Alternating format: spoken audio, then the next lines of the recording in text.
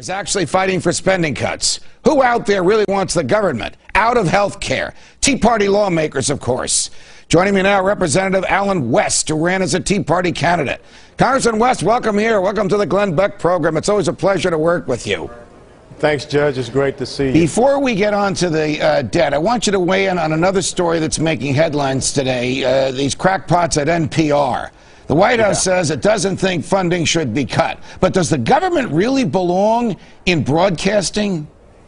No, they don't. And I think one of the things that needs to happen is NPR and PBS and all the rest of them, they need to be out there and compete in the private sector, in the market, just the same as you have to do there at Fox. And if they end up going the way of Air America, that's a reflection of the fact that they don't have a good marketing strategy. Can you guys keep the government from funding NPR and other entities like that? Or is the president going to insist on it? Is Republican leadership going to cave on it? Well, I can tell you that one of the things that I will push for as one of the writers that went with H.R. 1, that needs to stay there. No matter what we continue to propose as we go along with the funding of the government for the rest of FY11. And I think as long as we have those voices heard, the leadership will back us on that. All right. Last week, the House of Representatives passed a spending plan and sent it over to the Senate. Today, the Senate rejected a Republican spending plan and it rejected a Democratic spending plan. What happens next? Are we up for another one of these ridiculous continuing resolutions, a fancy phrase for you can fund the government for another 2 weeks but no longer?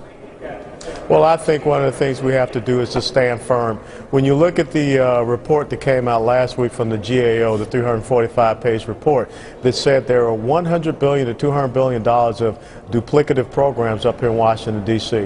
When you look at the exorbitant amounts that we're spending on foreign aid, when you look at this report that's going around about the State Department spending American taxpayer dollars to refurbish mosques in the Islamic world, we've got a serious problem with the spending up here in Washington, D.C. Perhaps the Senate Democrats, that they don't understand it, but we do over here in the House. All right, joining us now is your Republican colleague from the great state of Florida, Congressman Connie Mack. Congressman Mack, it's a pleasure. Welcome to the Glenn Beck program.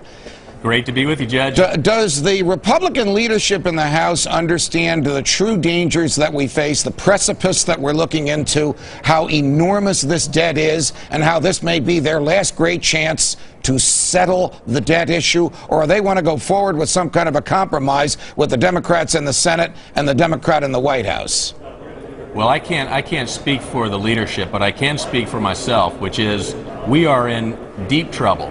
And even the $100 billion that we talked about cutting isn't enough. I mean, instead of talking about, and we've talked about this before, Judge, instead of talking about raising the debt ceiling limit, we should be talking about what we're going to cut so we don't have to raise the debt ceiling limit. In my opinion, why have a debt ceiling if all you're going to do when you approach it, raise it? It doesn't make any sense. I think there is a strong growing majority in the Congress that says enough is enough. We can't afford to continue to spend the way we are. We've talked about things like national or NPR and Amtrak and National Endowments of the Arts. I mean, we need to get serious about making these cuts and do it now. All right, your colleague, Congressman West, standing next to you, has told me here and elsewhere that he will not vote to raise the national debt, no matter what kind of promises the Democrats make, and he will not vote for another 2-week continuing resolution, which just, to use that phrase we all use, kick the can down the road for another 2 weeks. Will you take the same pledge now, Congressman Mack?